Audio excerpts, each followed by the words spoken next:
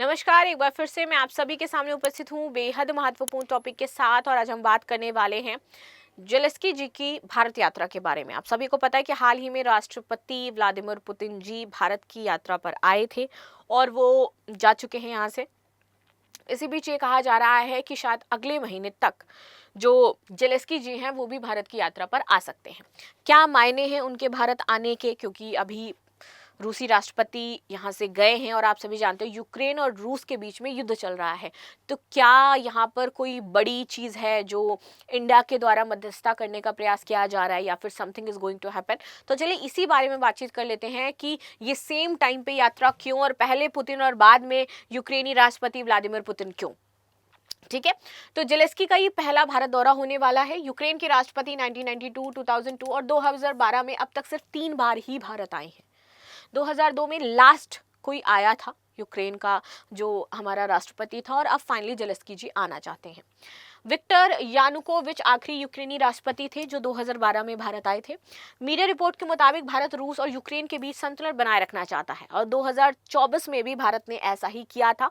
आमंत्रित किया था उन्होंने, वो यूक्रेन की यात्रा पर भी गए थे, रूस की यात्रा पर भी गए थे, और पिछले हफ्तों से ये बातचीत चल रही है कि वो यहाँ पर आ सकते हैं। अच्छा, अभी तक कोई आधिकारिक यहाँ पर घोषणा नहीं हुई है, कोई डेट तय नहीं हुई है, बस ये हुआ है कि वो भारत की यात्रा पर आएंगे। आगे आ जाते हैं। रिपोर्ट्स के मुताबिक जेलेस्की का दौरा कब कैसे होगा ये कई बातों पर निर्भर करता है। नई शांति योजना किस दिशा में काम कर रही है इस पर भी निर्भर करता है। युद्ध की स्थिति कैसी रही, यूक्रेन की राजनीति कैसे आगे बढ़ेगी, क्योंकि ये वह समय है जब जेलेस्की सरकार भ्रष्टाचार के आरोपों के दबाव से गुजर रही है। 2022 में यूक्रेन युद्ध शुरू होने के बाद पीएम मोदी, पुतिन और जेलेस्की दोनों से लगातार बात कर रहे हैं।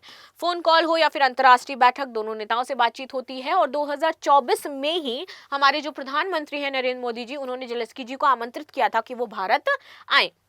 ठीक है, सो मोदी और जेलेस्की के बीच यूक्रेन युद्ध में मेसरिस्की पैलेस में करीब 3 घंटे यहाँ पर बातचीत हुई थी, और कहा जा रहा था कि शायद कुछ निर्णायक मोड़ आएगा इनकी बातचीत का, लेकिन अभी तक तो ऐसा कुछ नहीं हुआ है।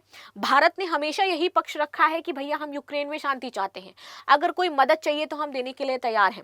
खास बात ये रही कि इस बार मोदी और पुतिन ने अपनी बातचीत में युद्ध और संघर्ष जैसे शब्दों का इस्तेमाल ही नहीं किया है, और ये स्थिति जो बती है उसको सिर्फ संकट कहा गया है। That's it. पहले बयान में थोड़ा अलग है, क्योंकि 2022 में मोदी ने साफ कहा था कि ये युद्ध का समय नहीं है। भारत और यूक्रेन के बीच ऐतिहासिक रूप से मैत्रीपूर्ण संबंध और सहयोग रहे हैं।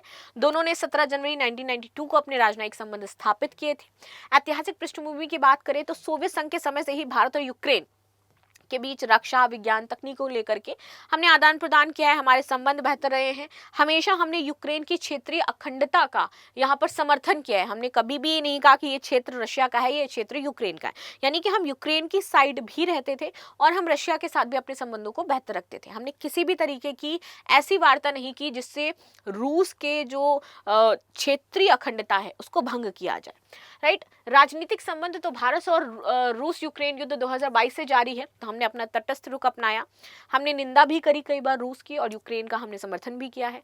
भारत ने संयुक्त राष्ट्र में कई प्रस्तावों पर वोटिंग से परहेज कर दिया था। भारत ने बार बार कहा कि संकट का समाधान बातचीत करके हो सकता है, कूटनीति से हम राह निकाल सकते हैं, ये वोटिंग वगैरह से कुछ नहीं होने वाला। प्रधानमंत्री नरेंद्र मोदी 2024 में यात्रा पर भी गए थे, तब भी बातचीत हुई थी। द्विपक्षीय व्यापार की अगर हम बात करें दोनों देशों के बीच में, तो 2.3 से 3 बिलियन तक का सालाना हमारा व्यापार होता है, जिसमें हम सूरजमुखी का तेल, अनाज, रसायन, लौह अयस्क, ये मुख्य चीजें रहती हैं जो भारत यूक्रेन से लेता है। वहीं यूक्रेन भारत से दवाइयां, चाय, कॉफी, मशीनरी या फिर वस्त्र निर्यात का काम करता है। युद्ध के कारण सूरजमुखी तेल और गेहूं का जो आयात था वो प्रभावित हुआ है, लेकिन बाद में भारत ने रूस और यूक्रेन दोनों से अनाज जो है वो आयात बढ़ा दिया अपना। यूक्रेन भारत के लिए लंबे समय तक रक्षा सहयोग उपकरणों का भी स्रोत रहा है। तो देखो, AN-32 परिवहन विमानन हमें दिया गया, क्रिवाव श्रेणी के फ्रिगेट हमें मिले हैं, INS तेग और त्रिकांड, R27 मिसाइल और टैंक इंजन, ये सब भी हमें दिए गए हैं। युद्ध के बाद यूक्रेन ने स्पेयर पार्ट्स भी हमें अवेलेबल कराए हैं। शिक्षा और मानव संसाधन की बात करें तो लगभग 20,000 भारतीय छात्र जो स्पेशली मेडिकल की पढ़ाई के लिए यूक्रेन में रह रहे हैं, और ऑपरेशन गंगा चला करके हमने उन्हें वापस इंडिया भी बुलाया था। अभी कुछ हजार भारतीय वहां पर हैं।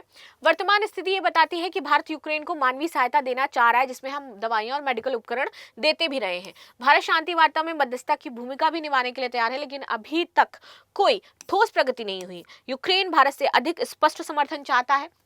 विशेषकर संयुक्त राष्ट्र में अगर बात करें तो वो चाहता है कि भारत खुल करके रूस का विरोध करे, लेकिन शायद भारत अपनी मध्यस्थ रणनीति के कारण ऐसा नहीं करे और भारत के आई थिंक पक्ष में भी नहीं होगा कि वो इंटरनेशनली जाकर के ऐसा कुछ करे।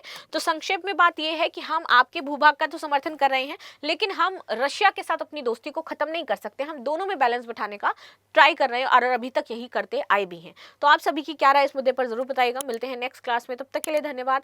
लाइक शेयर सब्सक्राइब करना बिल्कुल भी ना भूलें and thank you so much.